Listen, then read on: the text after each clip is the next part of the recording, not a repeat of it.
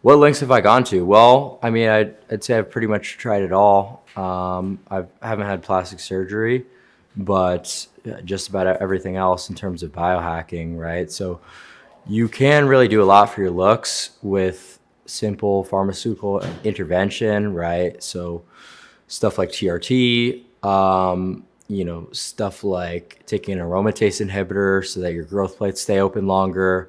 All these sort of things, if done properly at certain parts of your life, specifically during puberty, you really can sort of overcome a lot of your genetic limits, I guess you could call it.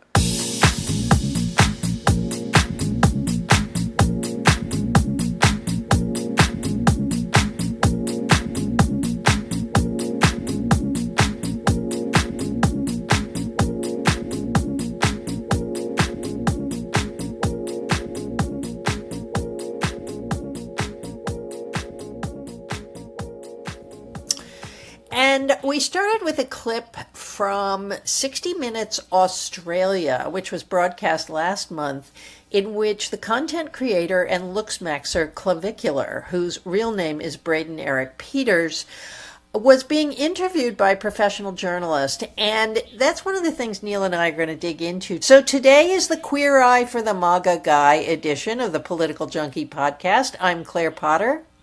I'm Neil Young. And Neil, we had a whole bunch of primaries this week. I sort of feel like we can't keep fluffing people up about all of the political action, but there's some really interesting stuff going on that we need to talk about. I think the primaries this week have demonstrated once again that Donald Trump has a solid grip on the 70% of Republicans who support him. Would you agree with that? Absolutely. I think these results make that quite clear. Yeah, and he seems to be kind of cheered up, a little more cheered up. He's not as upset about not being able to solve the Iran war anymore. He sort of turned to flirting with the idea of toppling the Cuban regime again. So he's got all kinds of fun stuff to distract him.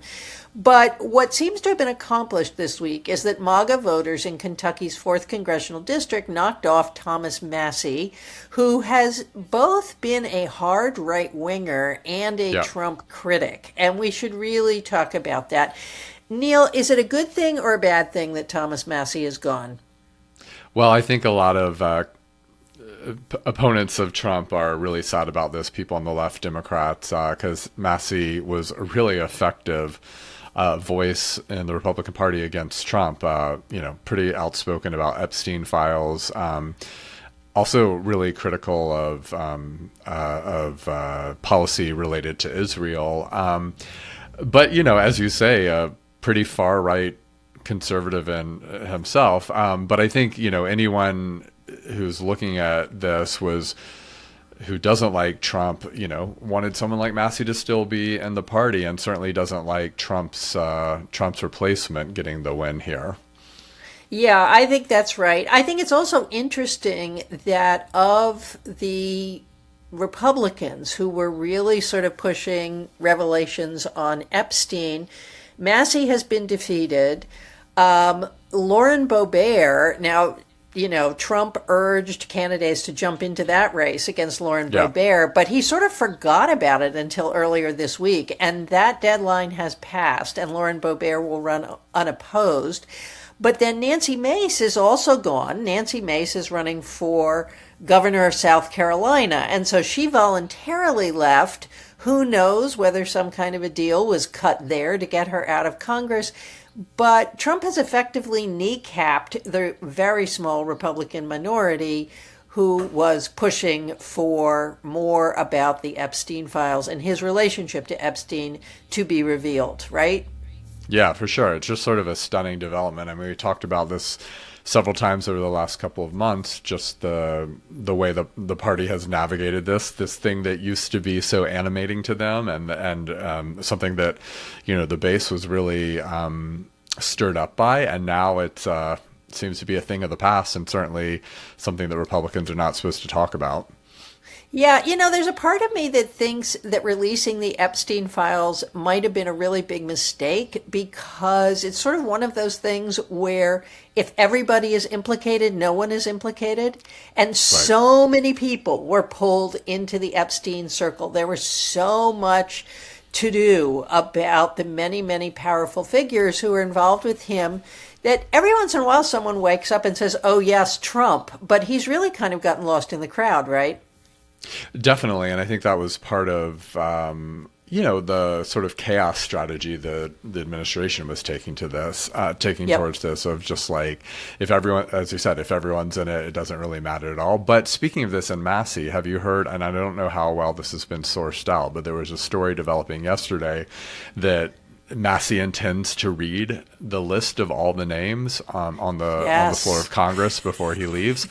I mean, he should do it. Like, go for it. Oh, yeah. That would be really wonderful, I think. Although, again, who's to say if it even would matter, because he's been this is the way MAGA works. Like, he's been completely discredited, so therefore nothing he does has any sort of legitimacy, and Trump can just sort of throw fake news in his direction or whatever.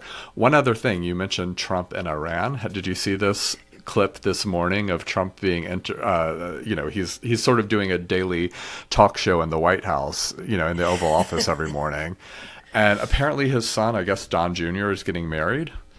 And he was asked family values. He was asked if he was going to this wedding, and Trump said something like, I'm not sure I'm going to go because I've got all this Iran stuff to deal with. And then he talks about, if I go, then I get criticized. If I don't go, I'll get criticized. And then he says something to the effect of, I've known this man for a very long time. Talking about his son. The words that come out of this guy's mouth are just never cease to amaze us. Indeed, indeed. Well, and they're getting sort of more and more word salady, right? I mean, it's getting to the point where, we went for years saying, well, that's just who he is, and we would laugh about it, and we would mock him, and so on, and now it's just starting to sound like dementia. Well, speaking of dementia, Mitch McConnell is also leaving the Senate, and he picked someone to replace him, a practice which I think I've talked before in this podcast I really, really dislike, this sort of designated candidate. Yeah. But MAGA said no, no, no, and also motivated by Trump getting behind the other guy, State Representative Andy Barr, defeated Mitch McConnell's pick to replace him.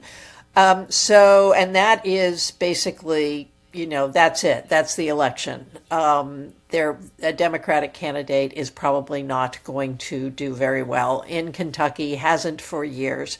And so that is sort of like the last, flip off to Mitch McConnell. I'm sure Trump will find some other way to insult him. Yeah. Now, in Georgia, we've got some other interesting results. Again, former Secretary of State Brad Raffensperger, who is the one who refused to find 11,000 votes that Trump needed, will not be the Republican nominee for governor, while two Republican incumbents fended off well-funded Democratic challengers for the state Supreme Court. After these successes, as I said earlier, Trump urged candidates aligned with him to jump into the primary against Lauren Boebert. In the category of, here's my son, I've known him for most of his life, it's really sort of shocking to me that Susie Wiles, who is a political consultant, was not kind of up to date on when the ballot closed in Colorado, if in fact this is really what Trump wanted to do. Yeah, I wonder if this was just one of those things that, as soon as it sort of falls out of the front of Trump's mind and he stops talking about it, if the people around him just sort of breathe a sigh of relief and just think, okay, pushing this to the side, right? I think especially Susie Wiles does not want to pursue most of Trump's whims. So that may be what was at play here. Right. Now, despite these primary successes, and I actually wrote something about this earlier in the week, that actually political scientists have taken a look at the data And Trump endorsements do really, really well in the primary when you've got all these motivated voters. They really don't do that well in the general election. Remember Carrie Lake, for example?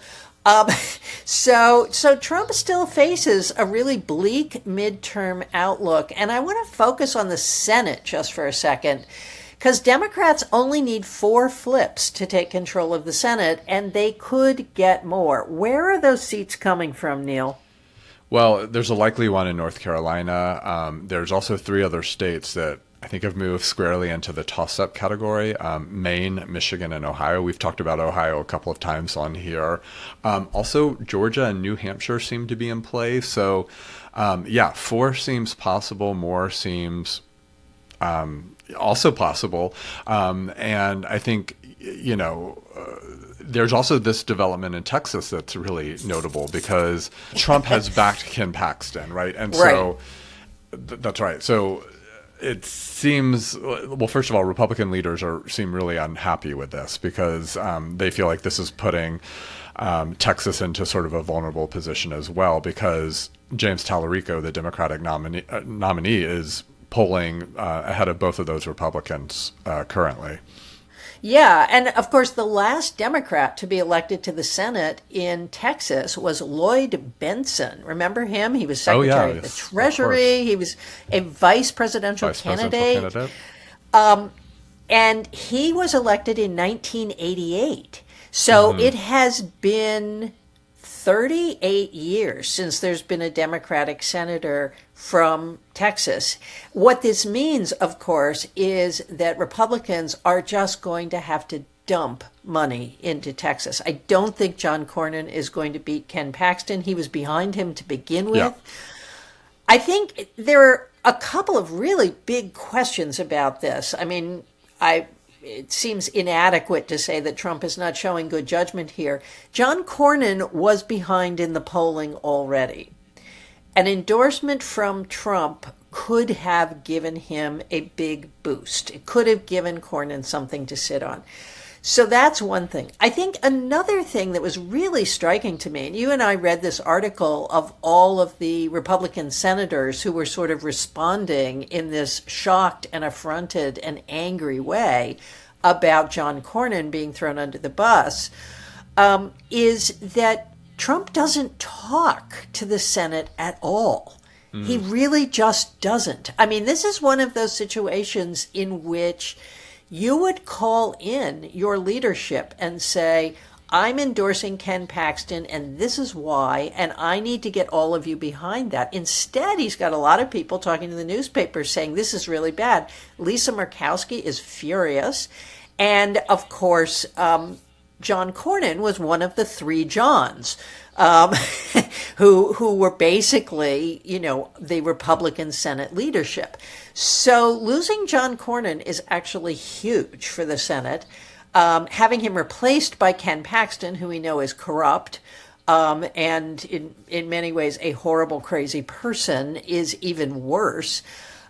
So you've got to wonder whether anybody in the Republican Senate is going to back Paxton, if they are going to give him the money he needs to win that race. So we're going to be following that. And, let's just put a pin in it that James Tallarico, the Democratic nominee, is currently leading both Ken Paxton and John Cornyn in the polls in a figurative race in Texas.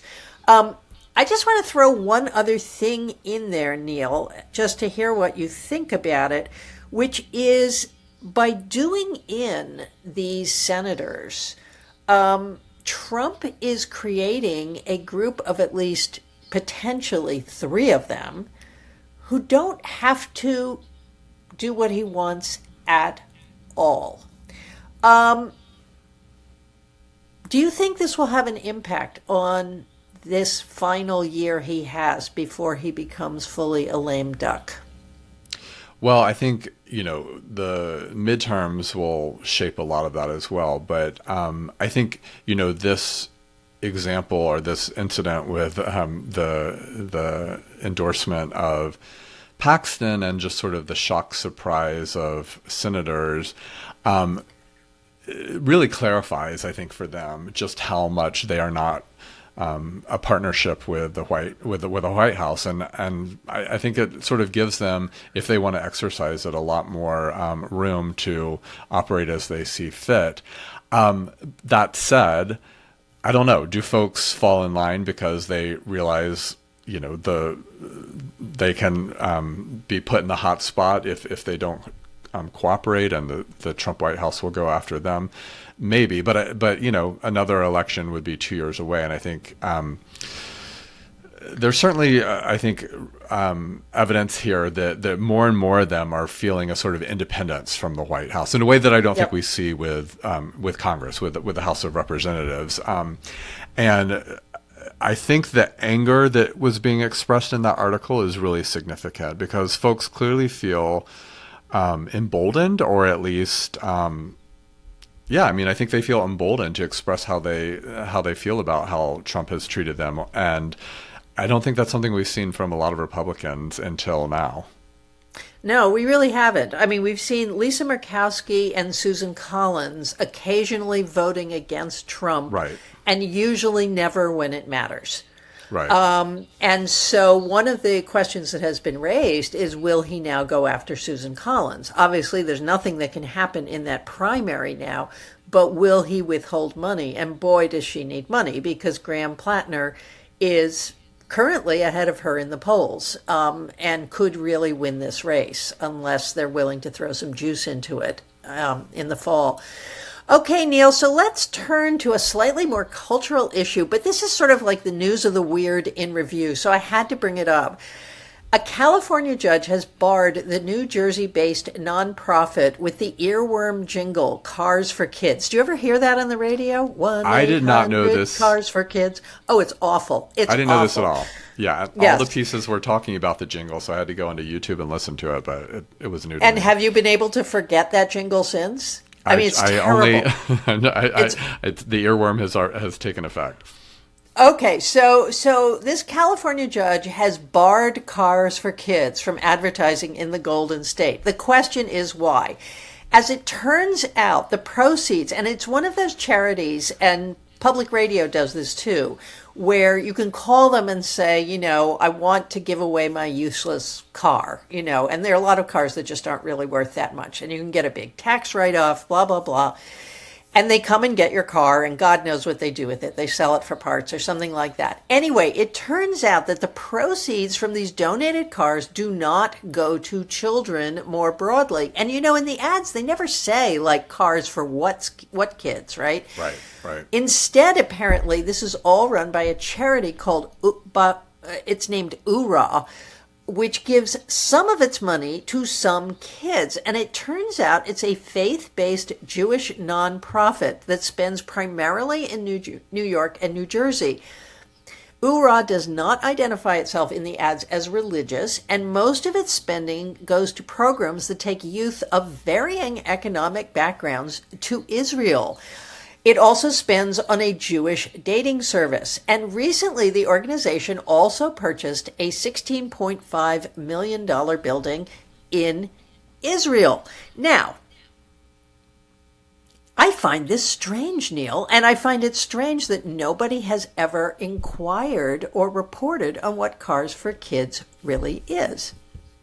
Yeah, and that it took this lawsuit in California to sort of clarify what this organization is, and the background of that's really interesting. This man somewhere in Northern California had donated a Volvo to the organization 4 or 5 years ago, and then I think there was something about him hearing the ads on the radio all the time led him to do a little bit more investigation of this gift he'd already given, and realized that it wasn't going to the things that he had assumed it was going to, and so launched this lawsuit. And I think the judge's pronouncement here was really interesting, because if I remember correctly, it's a woman, and she was saying that the ads have to end in 30 days, and if they are to continue, they have to clearly state that it's a religious organization, and there's other terms that it has to comply to in terms of what it says in its advertising. Right. I imagine that this organization will just not run ads in California anymore. Well, that may be right. Now, of course, that the story's out, this is a good opportunity for them to be honest with everybody. And let's be clear. I mean, this podcast thinks it's perfectly fine to have a faith-based nonprofit. It's perfectly Absolutely, fine yeah. to spend all of your money on Jewish kids. It's perfectly fine to send all the money to Israel if you want to do that. But Yes. actually, you should tell people what you're doing. I Right. thought the other interesting thing about this, Neil, is the level to which if you say something is for children, people respond instantly. And they don't really think about, well, what children? What children Right. where? Yeah. Right. You know, I don't know if this has happened in your social media feeds, but every once in a while I get a burst of requests supposedly from a parent in Israel or sometimes in Gaza who needs money to, you know, help a child that's been hurt in the war or something like that. And this of course is all a scam. But Right. it did sort of made me feel, well, you know, you say something is for children and people automatically decide, well, that's good. It's for kids. Cars for kids. Who could be against that? I think it's fascinating that somebody actually, after all these years, checked it out. Yeah. Okay, so this is also, in some ways, to me, news of the weird. It's academic news. Harvard University's faculty voted yesterday to limit the number of A's awarded in any given class to 20% plus 4. And we can talk a little bit about what that means. In the 2024-2025 academic year, 2/3 of the grades at Harvard were A's. No other grades will be capped. 201 faculty voted against this resolution, 458 voted for it, and of course it will be adopted.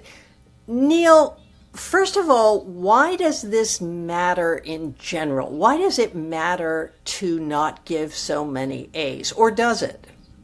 Well, I'm a little annoyed by this development. I just don't think that this is the right answer to it. And which isn't to say that grade inflation isn't a real thing and a cause of concern. So why does grade inflation matter? I mean, critics argue that it devalues the degree, that especially when folks are using transcripts from places that are known to be, you know, just hotbeds of grade inflation, that those when they're applying to grad school or even to jobs, that those places don't take the transcript seriously. Although I can't imagine that's how most people regard a transcript from Harvard. But one of the things that I think is really interesting is that that critics point out is that grade inflation actually harms students, because if they don't get an A, they treat that as catastrophic. And so it sort of distorts the student experience, obviously along the lines of learning and engagement with materials if they don't really have to work that hard to get an A, but also because if they don't get an A, it really causes real issues for students in terms of like how they respond to it and can affect mental health and all that. So I find actually all of those points persuasive. I just don't know if this is the right remedy. It feels actually quite harsh to go from, you know, a place where I think it's like 79% of the grades at Harvard are in the age range, to take that to 20%. That just feels like such a drastic measure.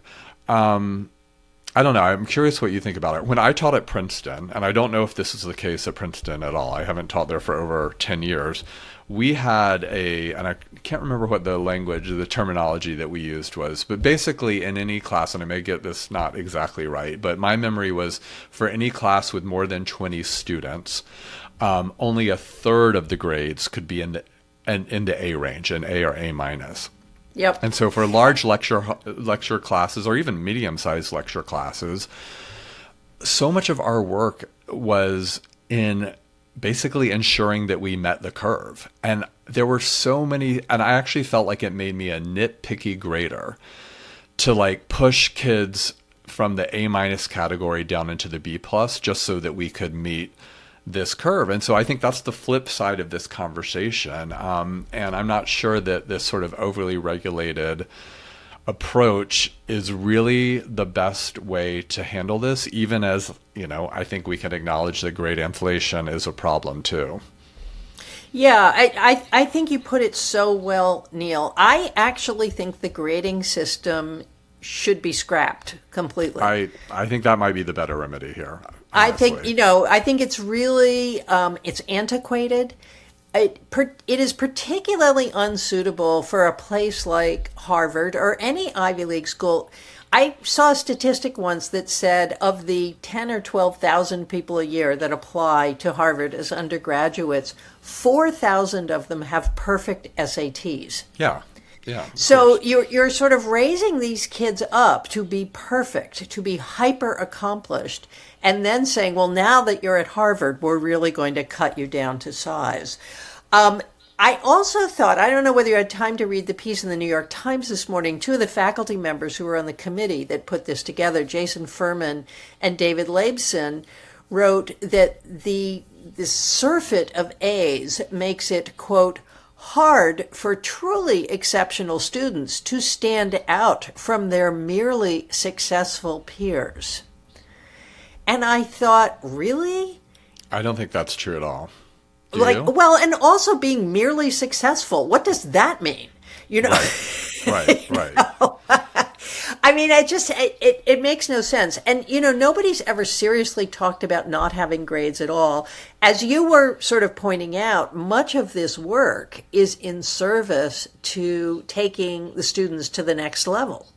Yeah. And Furman and Laibson talked about it in another way. They said, well, if everybody gets an A, then you don't have a meritocratic society at all because everybody's got all these A's. So all of the students who really have good connections and wealthy parents and can pull strings and so on, they'll all get ahead, whereas the hardworking striver with a fistful of A's will have less of a chance to get somewhere with the Harvard degree.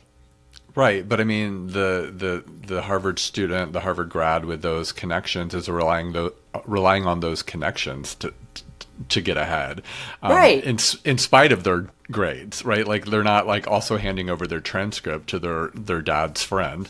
So I don't know. These arguments don't really persuade me. Even again, as I think that like grade inflation is something that's like worth taking seriously and can be treated as a problem. The other comment about the two economists made in their piece in the New York Times about now the really impressive students don't stand out. I don't agree with that at all. If anything, I think actually impressive students stand out more when you sort of remember them as the shining person in the class, Right. You don't remember it because of the grades. You remember it of the work that they did, and the work that they did obviously should earn them that grade. But like we've all had like lots of students who do the right things and sort of earn the grade. But then there's that other student that stands out above all those A students, Right. in terms of the papers they wrote or the way they contributed to a class. It's never when I was teaching, it was never the grade that I remembered about them. It was the work they did. And I get that people probably think that those things should be closely correlated, but I think that isn't necessarily the way that students make an impression on you.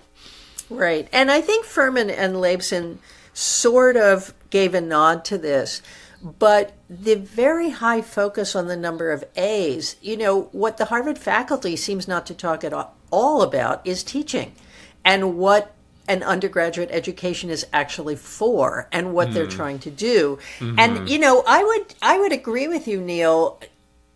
You and I have written tons of recommendations for students. Yeah. And very often there's a question in the recommendation that says, describe a difficulty this student had and how this student overcame that difficulty. And they don't want to hear about, the student had a parent who was ill one semester and nevertheless they soldiered on. They want to hear about, here's something the student really didn't get. The first paper the student handed in was just dreadful. And they came back to office hours over and over and over again until they learned how to write a paper. And so I don't know. I found the whole thing disturbing. I find it very disturbing that Harvard assumes it is in a leadership position in education in the nation. Yeah. And that actually they had a responsibility to do this thing so that everyone else will follow. There was a line in the Furman and Leibson piece, which we will link to, from a dean at Yale, whose name is Pericles something or other. Yeah. And Pericles says, well, we're going to have to get on this at Yale, which, by the way, produced a report that was about education, not about grading. We're going to have to get on this because we don't want anyone to think a Yale A is less valuable than a Harvard A. It just seems so out of it in terms of what the real challenges are for higher education right now. Yeah, for sure. All right, well, let's get to something completely different, which is the looksmaxxer and influencer Clavicular, whose name is Braden Eric Peters. He grew up in New Jersey. And why are we interested in Clavicular?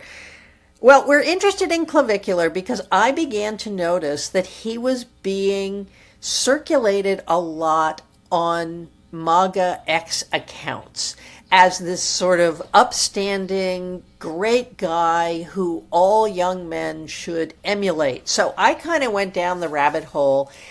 And where I think we want to start, Neil, is the preoccupation of Donald Trump and the MAGA movement with masculinity, good looks, and power itself, but not with any of the virtues that might be associated with masculinity. And Neil, have you noticed that Donald Trump talks about how men look all the time and sometimes kind of does this mock, I want to kiss him, I want to hug him, but I'm not going to do that.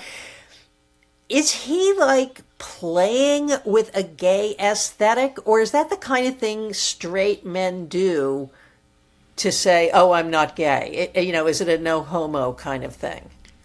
Well, first of all, Trump is obsessed with appearance. We know that. He's obsessed with the appearance of women and men, right? And this is part of his TV addict brain that thinks everyone, around him should look a particular way. It's manifested in all sorts of different directions. I mean, the sort of Fox News host that becomes, part of the administration. We've had lots of examples of that. There's also the Mar-a-Lago face that a lot of folks have written about, this sort of plastic surgery look that has become rampant in women around Trump and sort of the larger Trump universe. And also his talk constantly about genes, good genes, right? Like that he comes from good genes and that he can assess that in others. So that's sort of the larger context here, I think, in terms of his relationship to men and men's appearances and men's bodies.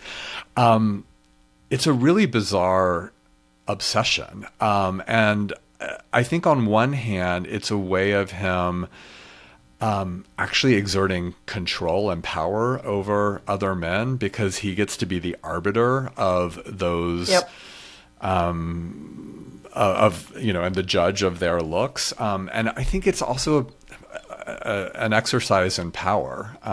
It's a sort of expression of dominance, which I think is really related to a lot of the things we want to talk about with Clavicular today.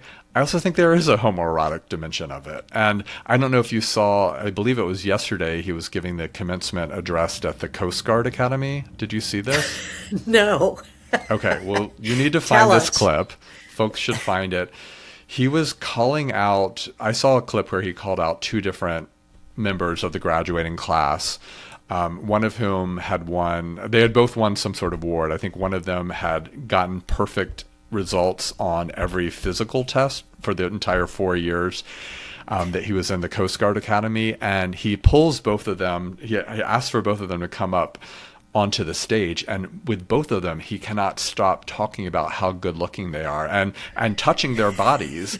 And particularly the young man who had achieved perfect scores on his physical examinations for all 4 years. He's talking about the guy's muscles, and it just goes on and on and on. So lots of folks on Twitter who were like Trump fans were saying like, our first gay president and all the rest. But I don't know. Do you think that this is a homoerotic obsession of his? Do you think that this is like locker room towel, snapping? Is it some combination thereof?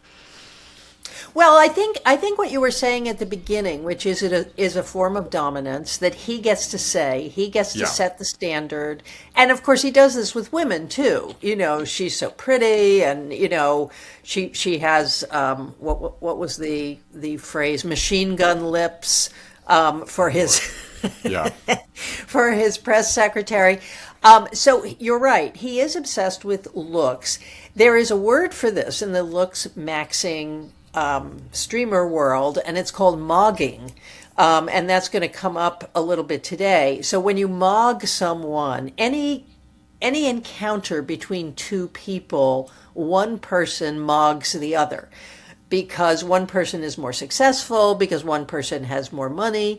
But the way you can be sure to mog someone is to be better looking than they are. So being good looking is the apex of social dominance. Nothing else. Education, wealth, none of that.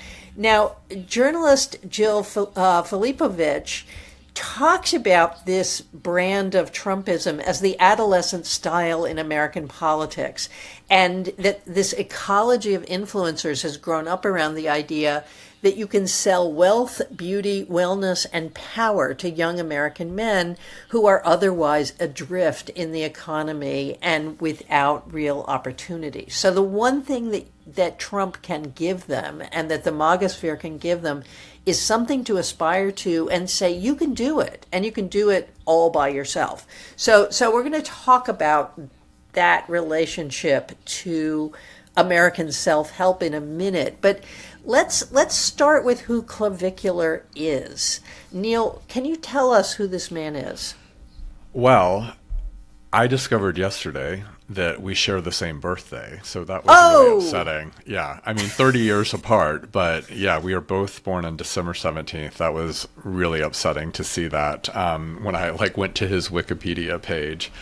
Okay, other than that, I think we have very little in common. As you said, he grew up in New Jersey in Hoboken. He, as a teenager, and I think COVID is relevant here, because during the COVID, pandemic, he would have been 14, 15 years old, and he became addicted to these online incel communities and looksmaxxing content, and started out injecting himself with testosterone, just really devoting his life to this pursuit of, raising his standard of masculine beauty. In this world, it's called ascending, that you're in the process of making yourself even more and more beautiful. And, this ultimately led to him becoming a pretty huge TikTok guy. He has, I think, close to 1 million followers within the last year or so, and probably even more by now. Yeah, I mean, he's on a couple of platforms. He's on TikTok, where the short videos are, and it's easy to find him. He's on another platform, which I did not go to because I didn't want to give it any of my data, called Kick, which is a gamer platform that is famous for its lack of moderation and its content creator forward payment scheme. So he made like $100,000 in January on Kick. So he's making a lot of money from this. I just want to return to his life. He's only 20 years old, right? So he's been doing this for about 6 years, since the pandemic. And he was buying testosterone on the dark web. And his parents apparently, from time to time, would find him injecting himself with testosterone, and there was a lot of arguing in the household about it. They would occasionally throw him out, and he would have to go and live with his grandmother. And I guess he has just sort of emancipated himself. But can we just pause on a young man who is at the height of his testosterone production ability injecting himself with testosterone. Yeah. Neil, what is that about? Well, I think it's partly about the messages he was getting online in these communities that were Right.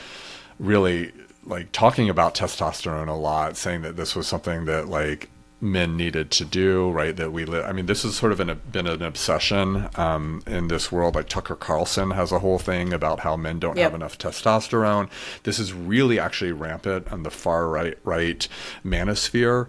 And so I think that's probably the world in which, you know, he was immersed and the messages that he was getting. But it's really scary to think of like a teenager doing this, getting that information and doing that. I mean, a lot of this is about society being overly feminizing, and that like men are really being weakened by the culture that they live in, and so therefore you have to take these individualistic steps to fight against what culture is doing to men, weakening them, feminizing them. And one way you can do that is like, you know, getting more testosterone into your body, because like the nation is opposed to you like having that. And so like this is where the politics start to emerge too, that I think are really relevant.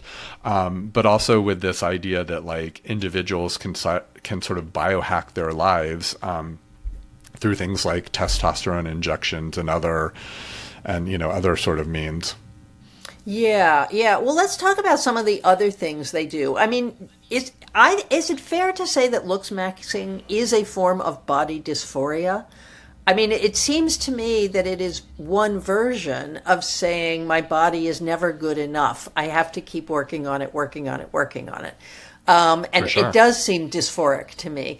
I also think it's really interesting that we're in this period where the idea that you would give trans kids hormones to sculpt their body is so horrifying to MAGA, and yet you have this purportedly straight man, and we should talk about how straight he is exactly, who is using the same methodology to try and change his body.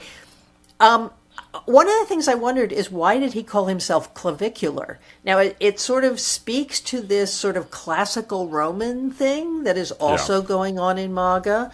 But also, apparently, in the looksmaxxing community, there are two body attributes that are important. One is having a really great chin and really good cheekbones. Jawline. And the other is jawline, and the other is to have really broad shoulders. Yes. And so one of the things looksmaxxers do is they constantly measure the length of their clavicle. And one of the things that Clavicular claims that you can do by taking all of these supplements that he's probably selling on his platform is, when you're a teenager, that you can keep your growth plates from closing. So that if you really get on this when you're 13 or 14, you can have a longer clavicle, you can have broader shoulders. The other way to look like you have broader shoulders, and where did I learn this? I learned this back in 1981 from the gay men I knew. The other way to look like you have broader shoulders is to have less of a waist, to actually lose weight in your waist and hips. Yes. So I knew a number shape. of the triangle shape. So I knew a number of gay men who really couldn't do much about their shoulders, but they determined that if they lost weight below, they would actually look like bigger, more masculine guys. So that's what Clavicular does. When he goes on these interviews, the interviewer always says, well, should I call you Clavicular? And he says, no, call me Clav. Everybody calls me Clav. So I'm going to call him Clav. Anyway, so these young men are ascending. We see the association with the right-wing manosphere, the incel community, but there's also a connection with white supremacy, is there not? I mean, these body ideals are very Anglo-Saxon, I think. Yes, and I think, back to the question about like, is this a form of body dysphoria? I think, there are some experts who have made that connection. And part of this is also like they are obsessed with measurements. I mean, they do all, you can Yep. go and look at these diagrams they do where they measure the distance between all these different points on the face. And there's ideal links for all, like, the space from your chin to your ear and between your top lip and your nose and all this stuff. And so there's a sort of like, I don't know, is it like phrenological? I mean, there's something like just a sort of obsession with the shape of the head, the shape of the body.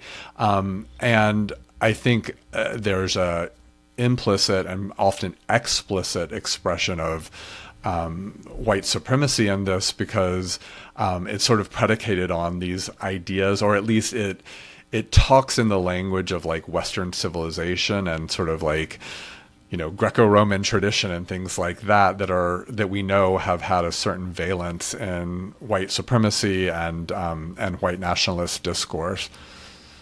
Yeah, and actually there was this article in Wired by a guy named Jason Parham, who is a African American guy who decided to become a looksmaxxer, and he went into the same platforms to mingle with the other looksmaxxers and got a tremendous amount of hate, tremendous amount of racism, and a lot of guys saying, you can't overcome your genetics. I can, but you can't.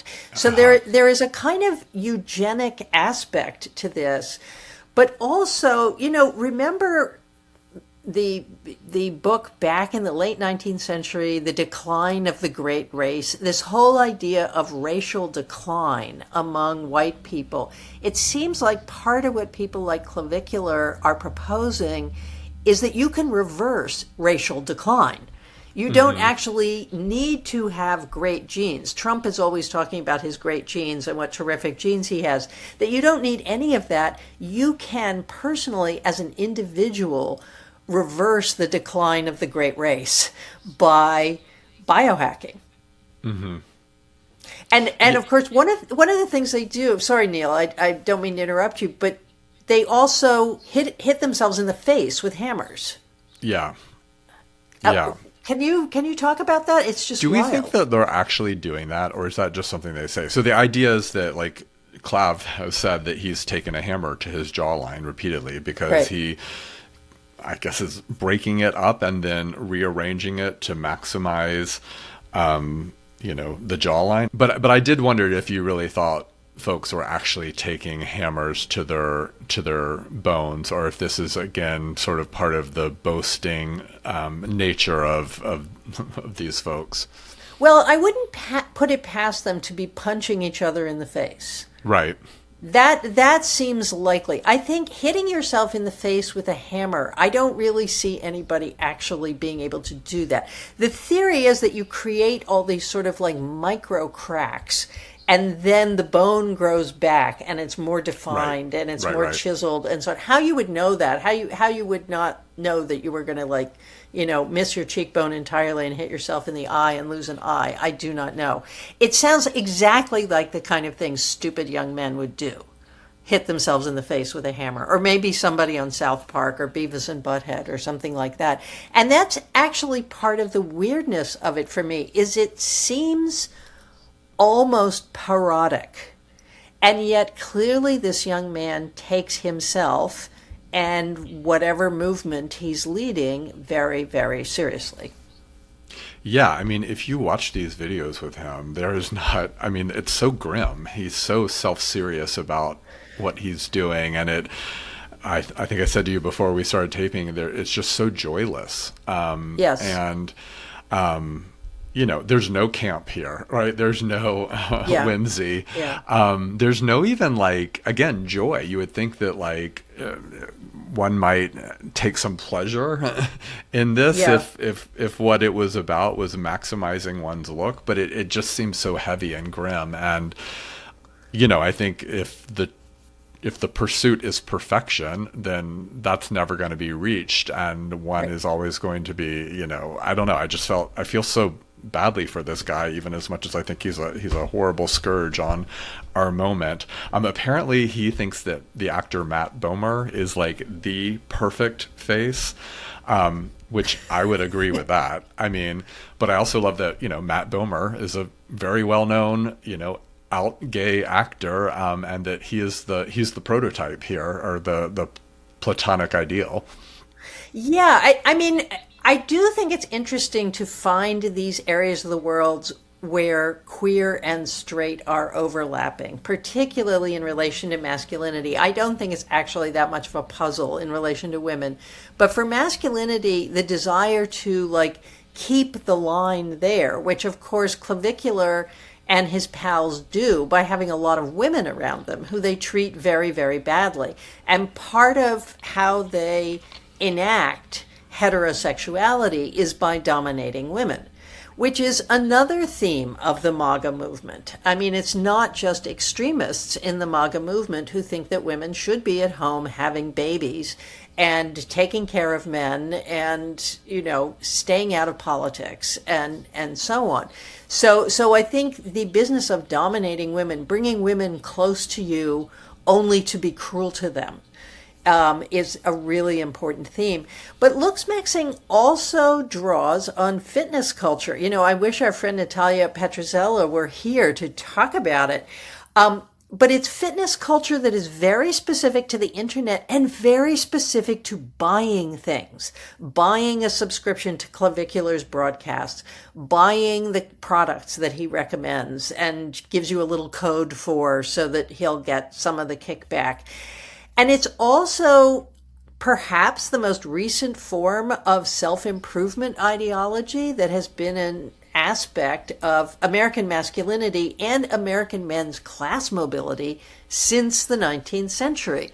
I was thinking a lot about, the various Luck and Pluck novels in which men or boys who make themselves into businessmen are also physically recognizable as good specimens. But what is being derived from gay culture here? Well, I think a lot is being derived from gay culture here. Certainly the obsession with looks and also the sort of policing of others' looks, men policing other men's looks and evaluating their own bodies and their own looks vis-a-vis other men.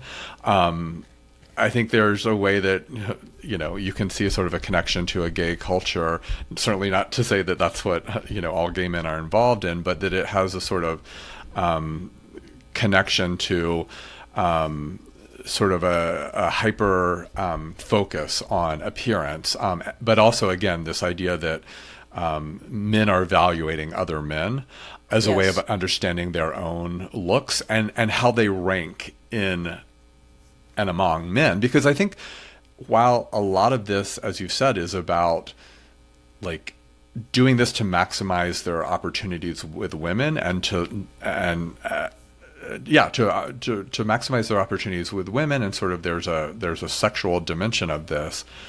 The dominance that they're seeking is dominance of other men, and that's understood and that's achieved through this physical assessment of others. Well, and to look at Donald Trump, for example, part of why I would say he had to get rid of his first wife, Ivana, was that she was getting older. She wasn't as beautiful anymore. She was a crackerjack executive, and he wanted someone who could reflect his own masculinity, not be a partner to him. So he starts with Marla Maples, but then he ends up with Melania. And Melania is proof positive in the MAGA world that Donald Trump is a real man. So women are to be possessed, but you can't actually get the woman that you want to possess in looksmaxxing world unless you have worked on yourself, refined your own appearance enough that she will know that you are the dominant man that she wants to be involved with. There's an awful lot of essentialism about gender here, if we need to say that explicitly. which is also sort of a big part of the MAGA world and the concern Yeah. that many MAGA influencers have about the declining birth rate.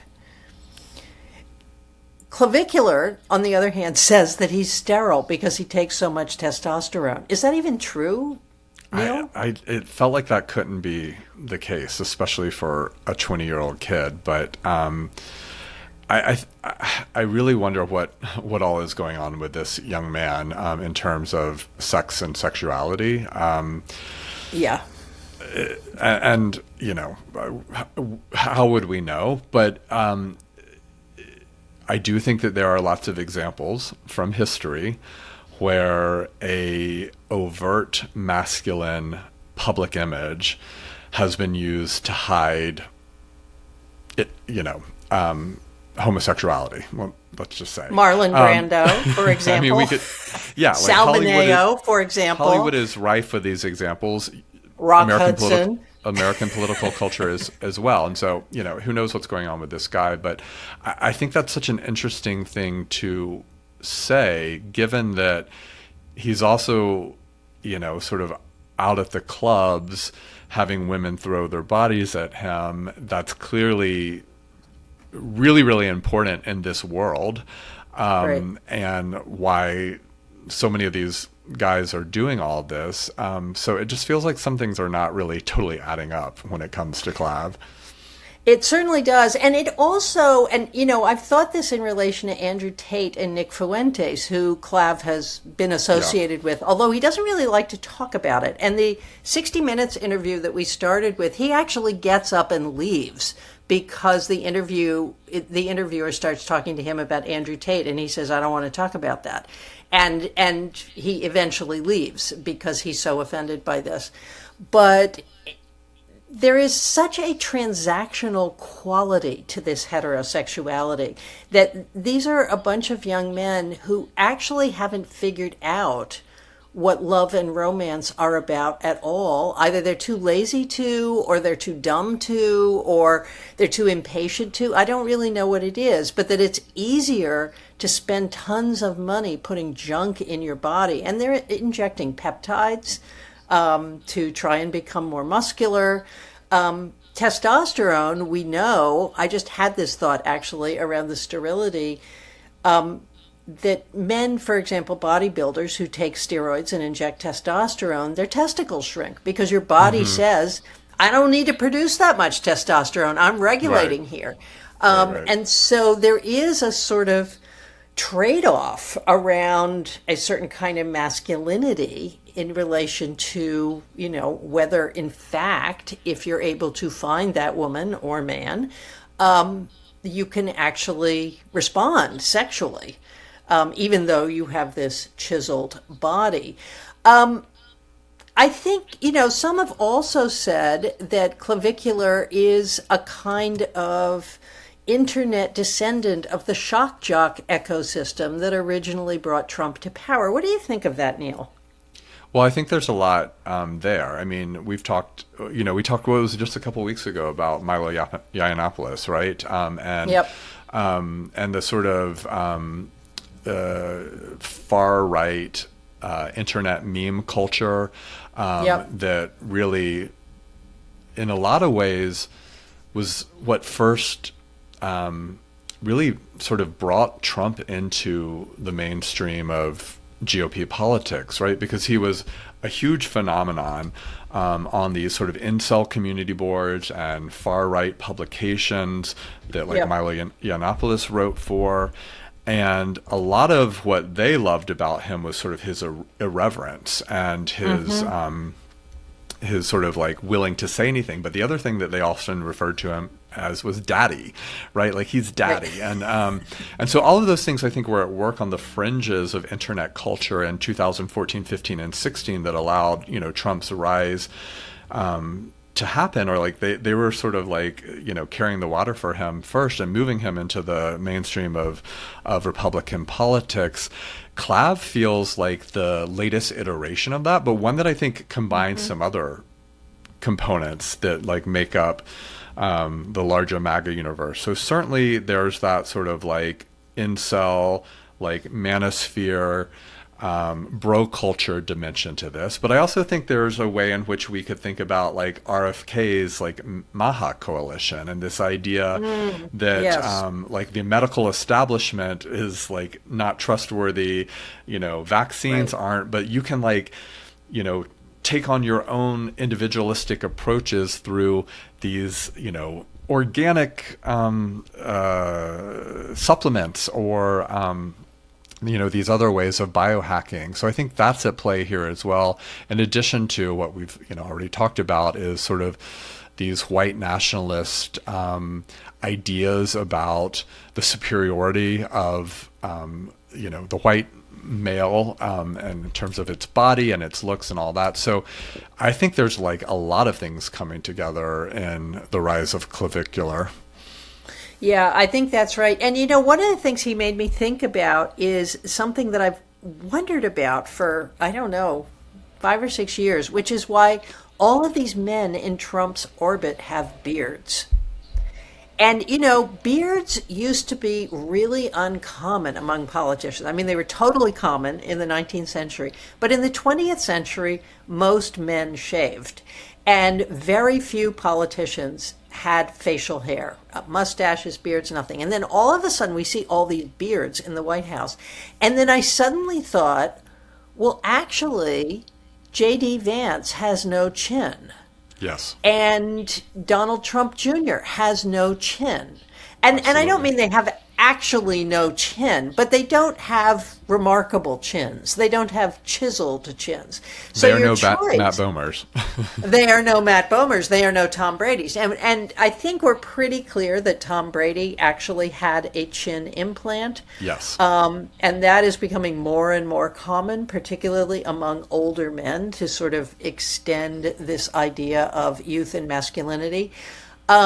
But that the beard is a sort of acceptable compromise. Clavicular actually does not recommend plastic surgery. And I think by connecting to the MAGA stuff, you're really onto something, because he says, injectables are terrible. You get an injectable and, it can end up anywhere on your face eventually. And plastic surgeons can sometimes just make a hash of it. But in fact, it is a way of earning your good looks. In a similar way, I think that gay men in the 1970s and 80s discovered the gym. Like, right. Your masculinity is being questioned by the entire society. You can get in the gym and pump iron and you can earn your masculinity, and everybody has to look at it and everybody has to deal with it.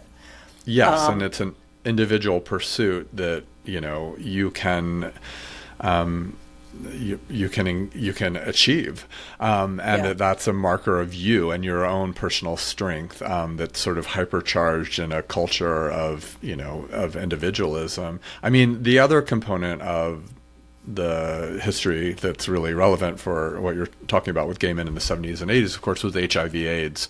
I mean, in the 80s, it was the HIV, the threat of HIV/AIDS, and so partly it was an assertion of masculinity in a culture that was telling gay men that they were, feminine and weren't men. And also there was the scourge of this health crisis.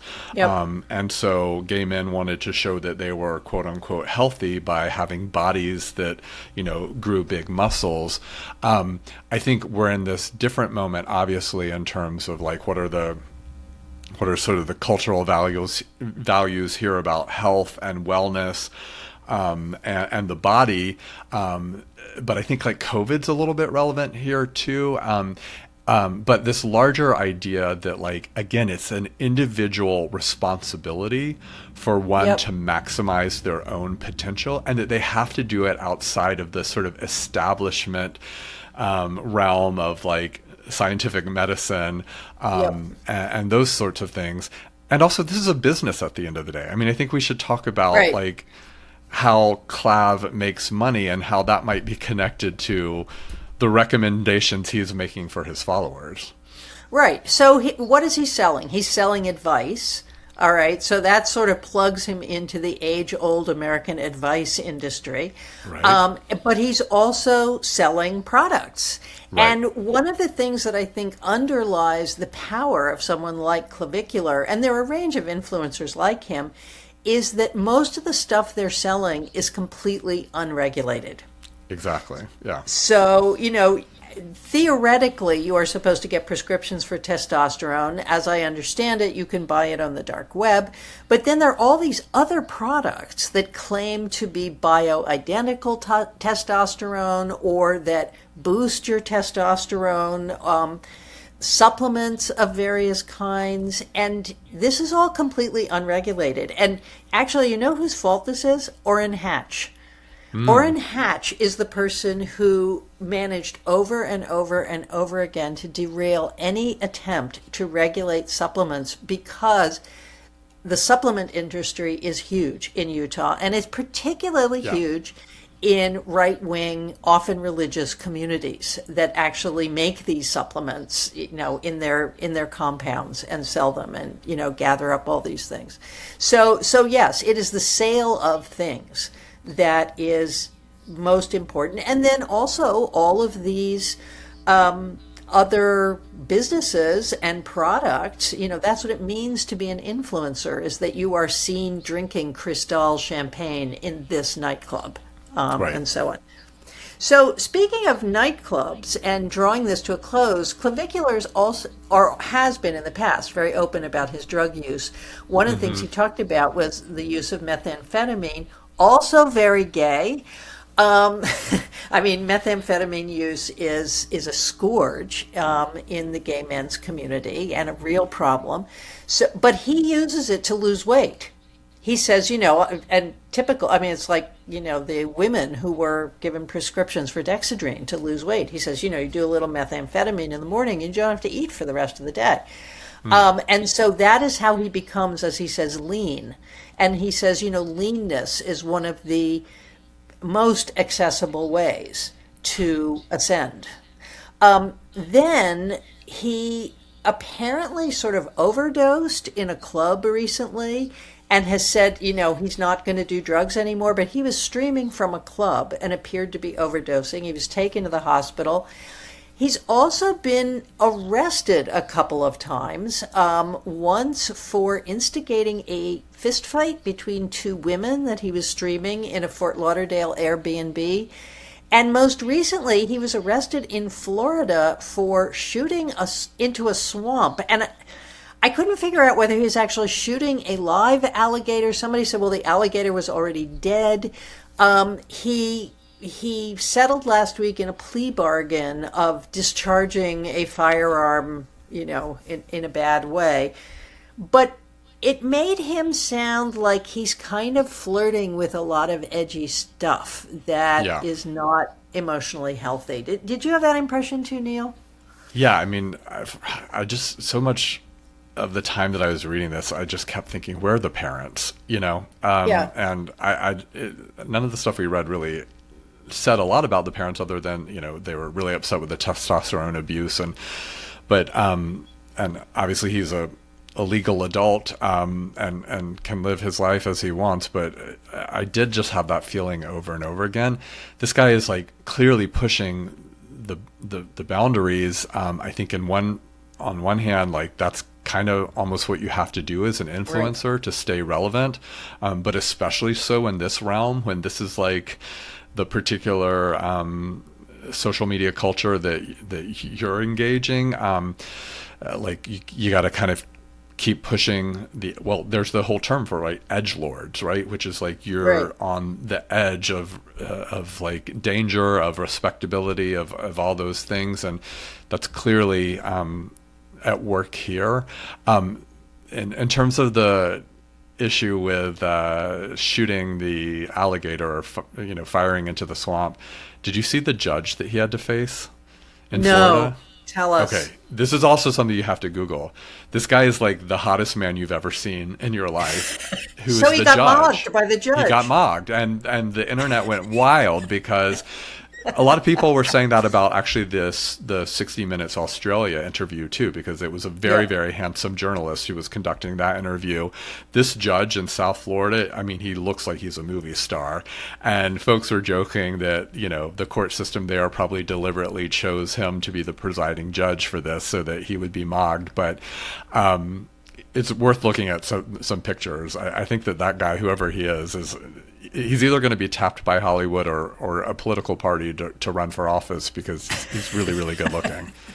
Well, just to close out this segment, I think if anyone cares about Clav, they need to intervene. There's definitely something wrong with him. He's definitely kind of out of control. I also could find no record that he ever graduated from high school. And I wouldn't be surprised if he stopped going to school during the pandemic and never went back. He certainly hasn't gone to college. But that also, in some ways, is a gold star in the MAGA movement, because who needs school? Right. We can all just be independent. We can all just improve ourselves. And as long as you're a good businessman, it doesn't matter what else you do. And I think it is this lack of masculine virtue, which there's a lot to be said for masculine virtue, and there's a lot of writing about it, and a total disregard for the ways in which men have traditionally been asked to care for and defend society is completely absent in this subculture. Yeah, absolutely. Okay, Clav, well, we'll keep checking in on you to see what happens next. Neil, what do you want to go viral this week? What I want to go viral is this article by my friend Catherine Stewart. It's in the New Republic. The title of it is A Very Authoritarian Semi-Quincentennial Celebration. Subtitle, How the White House's Freedom 250 program is desecrating our remembrance of the nation's founding. So I think everyone knows it's the 250th anniversary this year. The White House has launched this thing called the Trump Freedom 250 program. And Catherine points out that basically the entire thing is Christian nationalist propaganda. We just saw the first sort of expression of that over, I guess it was last weekend, with this prayer rally that was held on the National Mall. That was called Rededicate 250, a national jubilee of prayer, praise, and thanksgiving. And there's a whole rollout that's going to continue to happen over the next couple of months of the celebration that the Trump administration wants to do over, the 250th anniversary. But as Catherine points out in this piece, it's, not something that's really, in the way that it's being organized, it's certainly not a celebration of the founding principles of this nation as much as it's a real, I think, clear message of a sort of Christian nationalist ideology that's about replacing American democracy with, Christian autocracy. And we're seeing that over and over again. And again, the events of last weekend and the plans for future ones. And one of the things she points out is that corporations are being drawn into this because they're being asked to pay money to basically support this and to pay for it, in addition to all the taxpayer funds that are going towards this, very partisan, I think, festival. But that, corporations are sort of having their, the screws are being put on them to pony up and put money here in support of this so that they can, curry favor and have access to Trump. And so anyway, I think it's a really smart piece that sort of talks about, how all of this is just such a departure from the spirit of our American founders. But I wanted to read this, one section of it that I think is really important. Catherine writes, "We can be sure that the Trump administration and its MAGA supporters will deride critics of Freedom 250 as somehow anti-American. We should not let them get away with it. We should oppose this kind of squalid, divisive festival of grift, not because we despise America, but because we continue to support the ideals upon which the nation was founded. Maybe the most American thing we can do in this sad and degenerate moment in history is to find a way to celebrate American principles of equality, pluralism, and justice. independent of this partisan rally, which the present malefactors in government are using to destroy democracy itself. So I'm sure we'll talk more about, especially this summer, about Freedom 250, but this is a really nice piece as we sort of move into this season of quote unquote celebrations that I think is worth reading to think about exactly what is unfolding. Sounds great. Huge Catherine Stewart fan. Listeners, if you enjoy this article, you should really go and get one of her books. She is really one of the leading authorities on Christian white nationalism in this country. You know, one of the things I thought was fascinating about that event on the Mall is that nobody from the Trump administration showed up. I mean, they threw this huge Christian nationalist party and then they didn't go. And apparently there was a video of the president reading that portion of the Bible that he had already, that had already been broadcast for some other event. It was repurposed video, yeah. I mean, talk about the White House phoning it in. And you have to wonder if all the people who came there really felt disrespected by that. I don't know. Yeah, and I mean, we could do a whole segment on this event. I also thought it didn't look like there were that many people there, but of course conservative media was hyping it as this enormous moment. But yeah, I think the White House is doing sort of an interesting thing by trying to walk some sort of line here. We'll see how that looks, as we go forward. Yeah, I think they're going to end up actually nowhere with it. But of course, you and I will be there to talk about this all the way. Okay, so here's what I want to go viral this week, Neil. And it's already going viral, but listeners, you should really go and see it because the fact that you listen to this podcast means you are serious people. And this is the movie for you. The Devil Wears Prada 2. It is in theaters. It will be in theaters at least for the next few weeks, exclusively, not streaming. And you should go and see it in a theater because the fashion parts of it, the fashion show parts of it, are just spectacular. Obviously, it stars Meryl Streep. I would go and see Meryl Streep wearing a burlap bag somewhere, but she has a different outfit for every scene. She's fantastic. She's also got a minder from HR. It's now 20 years after the original movie, and so their HR is now saying you cannot do these terrible things to people. And so she will say, well, I think such and such. That's really a dress for fat people, and then you'll hear someone murmur next to her and she goes, oh, we're not allowed to say that word anymore. Okay. Anne Hathaway is back as Andrea, who was one of the Emilys in the first show. She's gone away, become a very famous journalist. And Emily Blunt, who is the other Emily, and of course Stanley Tucci as Meryl Streep's aide-de-camp. It's a sequel, but it's really a movie that stands on its own because it takes on the demise of journalism. It takes on America's new Gilded Age. And it's also a tribute to the pleasures of work for ambitious women. Did you see it, Neil? Oh, yeah. In the theater on a Friday night with a big old, thing of Diet Coke. I had a blast. Wasn't it great? It was so fun. And of course, at the beginning, Andrea, is winning prizes. They're at some big celebration and everybody on her newspaper is winning prizes. And right before she goes up to get her award for Journalist of the Year, they all get a text saying that their publication is closing. And so then, and she gives this impassioned speech, which then ends her up back at Runway magazine.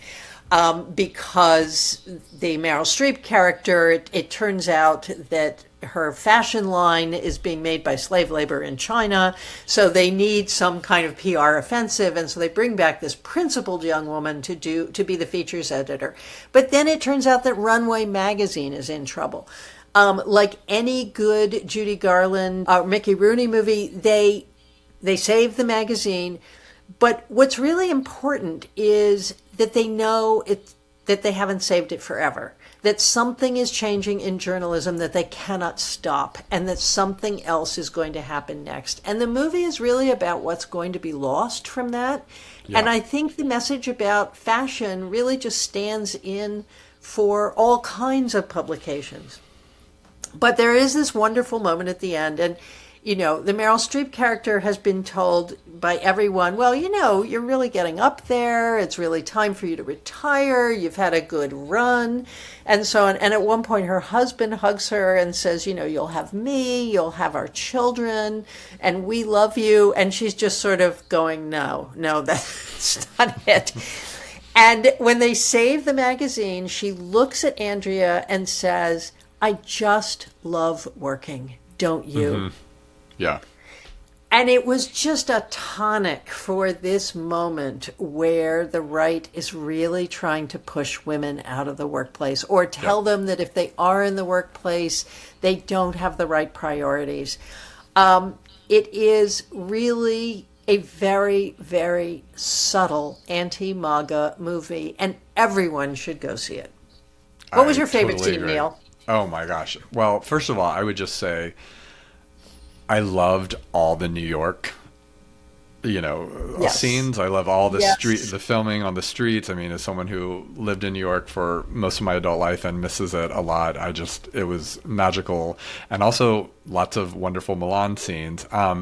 My favorite scene was probably when they arrive in Milan, and it's like a series of they're going to all the parties. It's just like a bunch of I think they call it jump cuts, where they're just showing entering one party after another. And so it's so many different outfits, so many different, incredible party settings, and they're playing good music, and the whole thing was a blast. And I saw it in a packed theater, which doesn't feel like the norm these days. So on Friday night, it just was like how it used to feel to go to the movies. So I encourage people to go see it in a theater too, and just, have fun. Yeah. And, when we were driving home, that was one of the things we talked about, is how we rarely go to movie theaters anymore, and how much fun it is, and how much fun it would be if that really came back.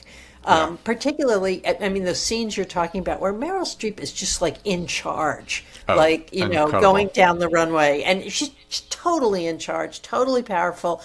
Seeing that on a big screen is totally different from streaming it on your computer. Yeah. Oh, yeah. Okay, Neil. Well, we have gone from faux beauty to real beauty in the course of this podcast. It's been real, and I will see you next time. All right, I'm about to go take a hammer to my jawline, so see you next week with a sharper. See you next time. All right, see you then. Bye.